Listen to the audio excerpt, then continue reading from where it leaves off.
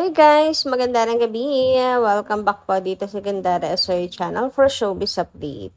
Ang tatalakayin nga natin ngayon at pag-uusapan mga Kimpaw ay patungkol nga po dito sa bagong niluluto na proyekto ng The Cats kung saan ay nanganganib nga daw po ang showtime dahil po kay Chinita Princess. So bakit naman kaya nila yun nasabi mga Kakimpaw, ano? Pero bago po tayo mag-start, sa mga hindi pa po nakaka-subscribe sa ating channel, pakiclick lang po tayo natin subscribe button at notification bell na riyan sa baba para mag-updated po kayo at ma-notify tuwing may bago po tayong chika at balita hinggil sa Kimpaw. Maraming salamat!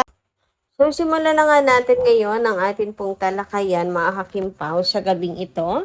At unahin na nating pag-usapan ang tungkol nga po dito sa isang fan ko, no, ni Chinita Princess and Defender na sumusuko na mga Kakimpaw sa pagtatanggol kay Chinita Princess. Ay, wow!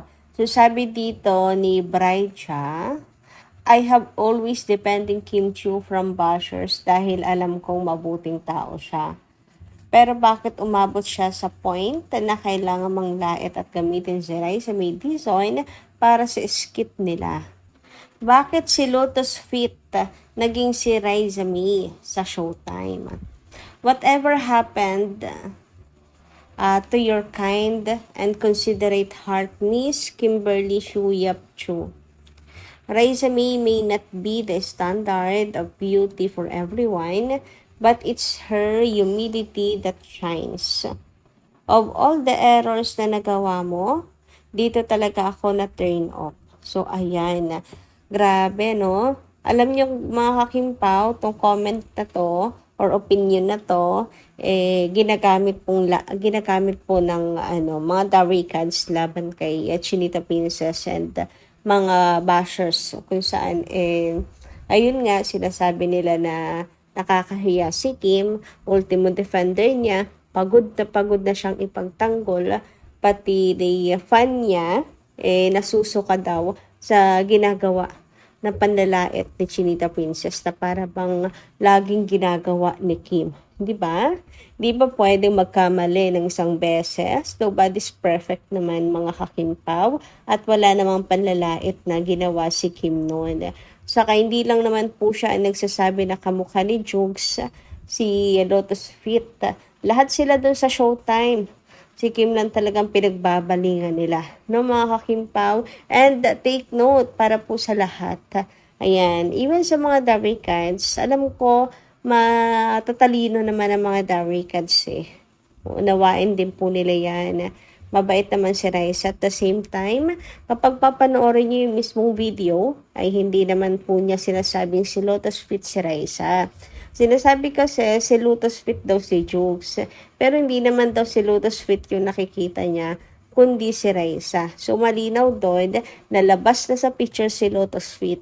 It's all about Jukes and Raisa na lang, mga Kakimpaw. Nakakalungkot lang na lumaki yung issue na to mga Kakimpaw. Kasi pagdating kay Kimi, talagang laging big yung issue. Pero pagdating sa iba, hindi naman. Hindi nila binibigyan ng pansin, hindi nila binibigyan ng kulay, hindi po pinapalaki. Si Kim po, isa sa pinakamabait sa lahat po ng mga Showtime host. Pero si Kim yun lagi pong tinatarget ng bashing. So, nakakalungkot. Pero yan naman ang katotohanan po sa mundong ibabaw, sa mundo natin. Na kung sino yung mabait, ay siyang parati pong sinusubok ng Diyos. Ang siyang lagi pong namumroblema, lagi may problema, mga Kakimpaw. Kasi parte na po yan ng pagsubok ng Panginoon. Siya po ang kung sino yung mabuting tao, sila po parati yung nahaharap sa mga ganitong pagsubok. So, kapit na lang din talaga mga Kakimpaw para kay Chinita Princess. Sa mga Darikans naman, alam ko, mauunawaan din nila yan. Ang malala lang naman kasi itong mga bashers talaga ni Kimi, yung araw-araw na pong tinatrabaho ang batikusin si Kim. Anyway, dabako naman nga tayo dito sa pakulo. or bagong niluluto po ng Itbulaga. So, meron po silang bagong nilulutong segment. Siguro to mga kakimpo or love team ni Bimbi at saka ni Raisa May. So, alam nyo, natutuwa naman ako kay Bimbi and Raisa. Sobrang nakakakilig din po silang dalawa. Kasi katulad ng Kimpawang cute din po ng story ng dalawang to. So parehas po silang child star, di ba mga kakimpaw? Anyway, ayun nga, mukhang ito po ang bagong niluluto nila kung saan yung iba naman po nagwo-worried na baka ito na daw po ang makakapaglampaso sa Showtime ang bagong tambalan ng dalawa dahil napakalakas nga raw ng tambalan ni Bimbi at saka ni Raisa Mia. Papaano na daw ngayon ang Showtime kayong mukhang malakas talaga ang Bimbi and Raisa na tambalan. Sabi pa kapaano na ngayon ang Showtime mukhang umihina na rin nga daw po dahil ang boring na daw ng Showtime. Ngayon, nakukuha na daw po ng Itbulaga ang masa dahil na-hook na sila dito po kay Raisa and Bimbi. Nagsimula kasi yan nung birthday ni Raisa May nag-guest, surprise guest nga si Bimbi para surprisahin si Raisa. And kung hindi nga daw po aayusin ng Showtime, baka lampasuhin sila ng Itbulaga, maungusan sila ng Itbulaga. Sabi dito na Hola PH, should Showtime be worried? The duo of Raisa May Dizon and Bimbi is making netizens excited on Itbulaga. One netizen took a job at the viral noontime show, It's Showtime. It's Showtime need to be on guard. The Bimbi and Raisa is getting stronger. They might get Aldab 2.0. Ayan mga kakimpaw. Grabe ang lakas nung Aldab noon before. Talagang halos ma-wipe out po ang Showtime noon. Yun po ang katotohanan. Pero imposible naman po ata na maulit yun ngayon na mawa-wipe out ang Showtime to 1% na lang ang matitira na manonood po sa kanila because of Raisa and Bimbi. Kasi both ngayon, mga kakimpaw, meron ng meron na pong mga na-build na audience talaga sila, loyalty, mga kakimpaw. Well, pwedeng mangyari kung talagang papatok to mga kakimpaw. Pero sana ilabas naman sa usapan or usapin si Chinita Princess. Alam nyo kasi ngayon pa lamang, meron na pong sinisisi si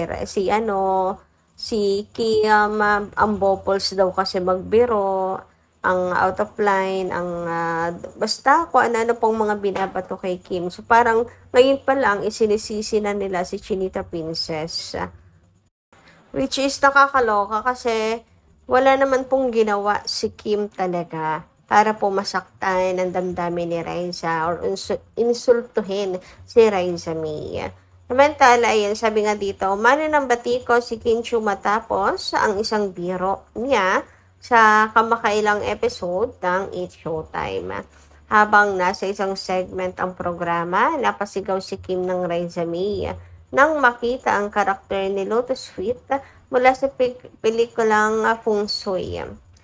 Dahil dito, may ilang netizens ang nagsabing insensitive ang naging biro ng aktres habang mabilis ding kumalat online ang naturang eksena. And grabe naman nga sa headline, nakalagay dito, Kinchu, kinulang sa pansin. Hindi naman kulang sa pansin si Chinita Princess dahil si Kim po ay actually halos laman na po parati yan ang balita. Si Kimi po ay super loved by so many people. Ang daming projects, so hindi siya kulang sa pansin. It's just that siguro yung mga haters nakahanap na naman ng butas para sirain si Kimi. Sadyang big deal lang talaga sa iba kapag kay Kim po nang gagaling. Pero kapag galing kay Vice, galing kay ganito, ganyan, wala po silang say. Even before pa po, laki nang kinagamit si Raisa May na panukso kay Jokes kasi kamukha daw nga po ni Jokes si Raisa. So, dati pa po yan. Ngayon lang yan eh, dahil si Kim po ang nagsabi. Anyway, kayo po, anong inyong masisay patungkol po dito sa chikang to mga kakimpaw? Malalampaso na nga ba ang showtime ng Itbulaga? Just comment down below. At kasalanan nga ba ito ni Chinita Princess? So, yun lang po muna ang ating update. Maraming salamat po sa pakikinig. Kita kas po muli sa mga susunod nating chika. Maraming salamat. Ingat po palagi.